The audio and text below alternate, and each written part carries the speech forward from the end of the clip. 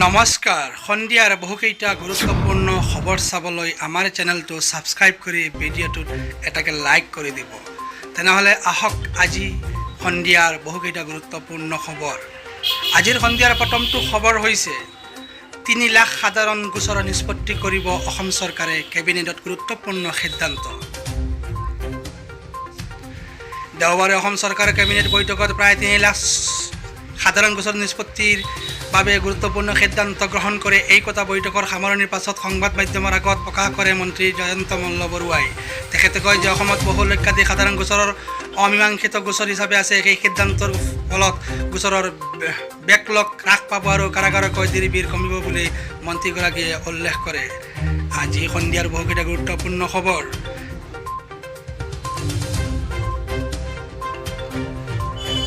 আজি সন্ধিয়াৰ দ্বিতীয়টো গুৰুত্বপূৰ্ণ খবৰ হৈছে লৰ্ড গণেশ লাড্ডু ভগৱান গণেশক আগবঢ়োৱা প্ৰকাণ্ড লাডু ৪৫ লাখ টকাত নিলাম। চাওক আমাৰ আজিৰ সন্ধিয়া দ্বিতীয়টো প্ৰতিবেদন। লৰ্ড গণেশৰ লাডু ৪৫ লাখ টকাত নিলাম কৰা হৈছে। হায়দৰাবাদত শনিবাৰে ভগৱান গণেশক লৰ্ড গণেশ লাডু আগবঢ়োৱা এটা লাডু ৪৫ লাখ টকাত নিলাম কৰা হয়। এই লাডুটোৰ ওজন হৈছে ১২ কেজি। এই বিখ্যাত বালাপুৰ গণেশ লাডু মাত্ৰ এদিনত দুগুণ দামত নিলাম কৰা হয়। ঠিক এদিন আগতে ইয়াৰ দাম ২৪.৬০ লাখ টকা বুলি কোৱা হৈছিল। এই নিলামৰ ভিডিঅ' এতিয়া ভাইৰেল হৈ পৰিছে ছ'চিয়েল মিডিয়াত। আজি সন্ধিয়াৰ আৰু এটা গুৰুত্বপূৰ্ণ খবৰ হৈছে মুছলমান ছোৱালীয়ে সনাতন ধৰ্ম গ্ৰহণ কৰি হিন্দু ধৰ্মৰ যুৱকক লগত বহিল বিবাহ মণ্ডপত। সামাজিক মাধ্যমত চৰ্চিত এখন বিশেষ বিয়া।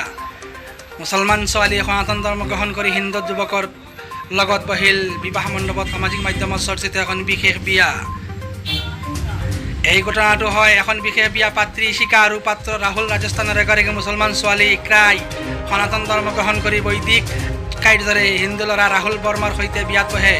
প্ৰেমৰ বাবে নিজ ধৰ্ম ত্যাগ কৰে ইকৰাৰ পৰা ইশিকা হৈ বিবাহপাশত আবদ্ধ হোৱা দাম্পত্যটো এতিয়া ছ'চিয়েল মিডিয়াত চৰ্চিত। আজিৰ সন্ধিয়া দ্বিতীয়টো খবৰ। এখন বিবাহ ছ'চিয়েল মিডিয়াত চৰ্চিত হৈ পৰিছে। এজন মুছলমান ছোৱালীয়ে সনাতন ধৰ্ম গ্ৰহণ কৰি প্ৰেমৰ বাবে ৰাহুলৰ লগত বিয়াত বহিব লগা হ'ল। এই ঘটনাটো হৈছে ৰাজস্থানৰ। আজি সন্ধিয়া দ্বিতীয়টো খবৰ।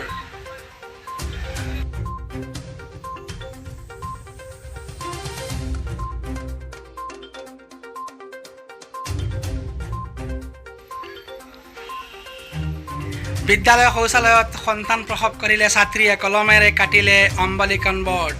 আজিৰ সন্ধিয়াৰ গুৰুত্বপূৰ্ণ খবৰ হৈছে বিদ্যালয়ৰ শৌচালয়ত সন্তান প্ৰসৱ কৰিলে এগৰাকী ছাত্ৰীয়ে। এই ঘটনাটো চৰকাৰী বিদ্যালয় স্কুলৰ শৌচালয়ৰ উদ্ধাত হৈছিল এটি সদ্যজাতৰ মৃতদেহ। ঘটনা ৪ দিন পিছত আৰক্ষী তদন্তত পোহৰলৈ আহিল যে সদ্যজাত শিশুটি জন্ম দিছিল বিদ্যালয়খনৰ এগৰাকী একাদশ শ্ৰেণীৰ ছাত্ৰীয়ে। আৰক্ষীৰ দাবী জেৰাত কিশোৰীগৰাকীয়ে স্বীকাৰ কৰিছে। এই কথা জনাইছে। ক্লাছত চলি থকা সময়ত ছোৱালীগৰাকীৰ প্ৰসৱ যন্ত্ৰণা আৰম্ভ হৈছিল আৰু বিদ্যালয়ৰ শৌচাগাৰত প্ৰসৱ কৰিলে জন্ম দিলে এগৰাকী সন্তান। আজিৰ সন্ধিয়াৰ আটাইতকৈ গুৰুত্বপূৰ্ণ খবৰ। প্ৰসৱ বেদনা আহিছিল। ইয়াৰ পিছতে ছাত্ৰীগৰাকীয়ে শৌচালয়ত গৈ এটি সন্তান জন্ম দিয়ে। এই ঘটনালৈ এতিয়া হতবাক সকলো। ঘটনা সংঘটিত হৈছিল তামিলনাডুৰ কাডালুৰ জিলাৰ